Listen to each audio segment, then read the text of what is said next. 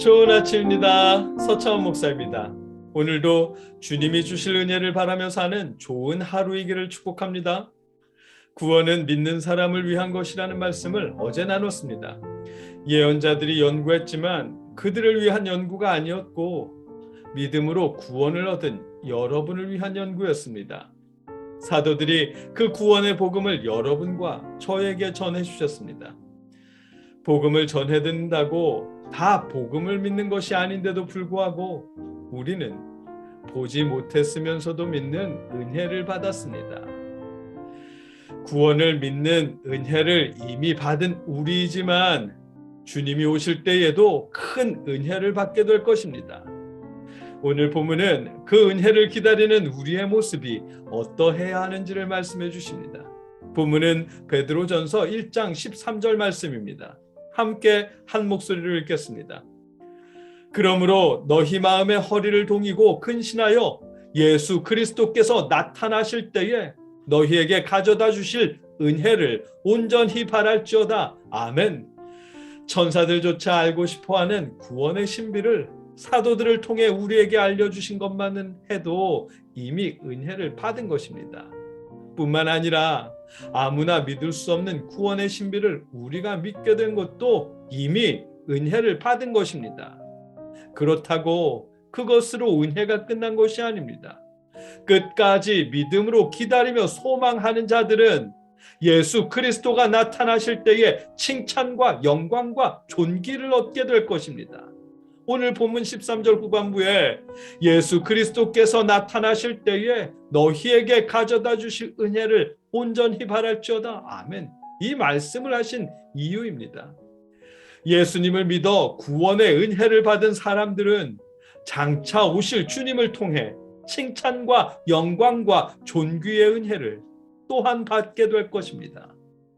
다만 은혜를 받기 위해 기다리는 사람들에게는 그에 어울리는 드레스 코드가 있습니다. 바로 13절 전반부의 말씀입니다. 그러므로 너희 마음의 허리를 동이고 근신하여 아멘.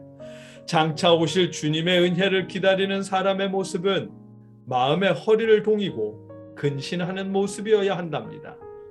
성경에서 허리를 동인다, 허리에 띠를 띈다는 말은 자세를 바로잡는다는 것을 뜻합니다. 그렇기에 마음의 허리를 동인다는 말은 마음의 자세를 바로잡고 있으라는 의미입니다.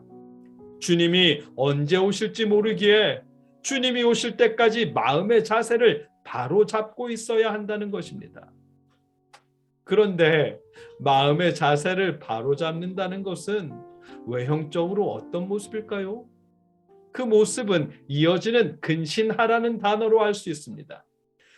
근신하라고 번역한 단어는 헬라어로 네폰테스인데요. 그 뜻은 술 취하지 않고 정신이 말짱하다라는 뜻입니다. 재미난 뜻이지요. 성경에서 이 단어를 사용하는 이유는 디오니소스라는 이방신의 축제 때문입니다. 에베소서를 나눌 때도 언급했지만 초대교회 시대에는 풍요와 다산을 상징하는 디오니소스라는 신을 기리는 축제가 있었답니다. 그 축제는 포도주에 취한 상태로 성적으로 문란해지는 축제였답니다. 마을 사람들이 전부 들뜰 만큼 큰 규모의 축제였답니다. 본문에서 근신하여라는 말은 그 축제에 휩쓸려서 포도주에 취하지 말고 말짱한 정신을 유지하라는 의미입니다. 마을 전체가 들뜨며 즐거워하는 축제이지만 신앙인은 그런 축제에 휩쓸리지 말고 말짱한 정신으로 신앙인의 자리를 지키고 있으라는 것입니다. 그렇기에 근신하여라는 말씀을 우리 시대로 적용해서 이해하면 세상 문화에 휩쓸리지 말고 정신을 바짝 차려 신앙인의 자리를 지키라는 의미로 이해할 수 있습니다. 세상 문화에 휩쓸리지 않고 정신을 바짝 차려 신앙인의 자리를 지키는 모습이 마음의 자세를 바로하고 깨어있는 모습입니다. 주님이 주실 은혜를 기다리는 사람의 드레스 코드입니다. 구원의 은혜를 받은 신앙인은 세상에 휩쓸리지 말고 정신을 바짝 차린 모습으로 주님이 주실 은혜를 기다리고 있어야 합니다. 그렇다고 오해하지 마십시오. 세상에 휩쓸리지 않고 정신을 바짝 차려야 한다는 말은 공부할 필요가 없다는 말이나 부자 되려는 마음, 성공을 바라는 마음을 품지 말고 교회 일만 하라는 의미가 아닙니다. 자신을 과시하며 쾌락을 추구하는 세상을 따라 살지 말고 신앙인의 가치관으로 신앙인의 자리를 지켜야 한다는 말씀입니다. 어제 뉴스에서 카이스트에 300억 원을 기부한 분의 이야기를 들었습니다. 그분은 300억을 기부하면서 이런 말을 했답니다. 살면서 필요한 돈보다 더 많은 돈이 쌓이는 것에 너무 부담을 느꼈는데 이제 홀가분해졌다. 편히 잘 수 있겠다 라고 말했답니다. 300억이라는 그 큰 돈으로 남들 보란 듯 자신을 과시할 수도 있었고 그 돈으로 도박과 향락을 추구하며 쾌락을 즐길 수도 있었을 텐데 그분은 그런 세상적인 것에 휩쓸리지 않고 과학 발전을 위해 사용해달라고 기부한 것입니다. 익명으로 기부했기에 그분이 누구인지 신앙인인지 아닌지조차 모르겠지만 그분의 행동은 오늘 본문의 근신하여라는 단어에 어울리는 행동입니다. 세상 문화에 휩쓸리지 않도록 마음을 단단히 잡으십시오.